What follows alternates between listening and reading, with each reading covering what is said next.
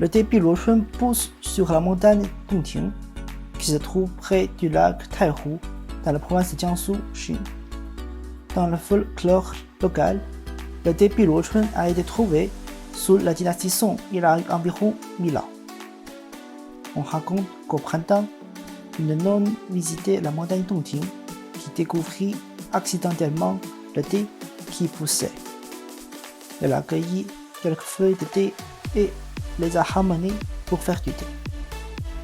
Étonnamment, elle a découvert que lorsque les feuilles de thé étaient trempées dans de l'eau chaude, elles dégagent un parfum fruité intense. Je n'ai jamais senti une odeur aussi forte. Par conséquent, d'après l'histoire, les habitants ont nommé ce thé le thé d'encens choquant. De nombreuses années ont passé. Le thé Piluochun a de nouveau été le projet le plus important sous la dynastie Qing il y a 300 ans. À cette époque, l'empereur Kangxi de la dynastie a fait l'éloge de ce thé après avoir goûté pour la première fois le thé à l'encens choquant. Il a été surpris par le riche parfum fruité du thé.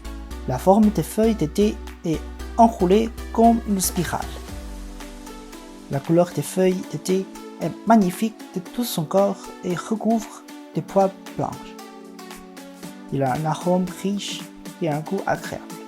C'est vraiment un grand thé qui est difficile à trouver. Lorsque les courtisans ont dit à l'empereur que ce thé s'appelle l'encens choquant, Kangxi a trouvé le nom trop indécent.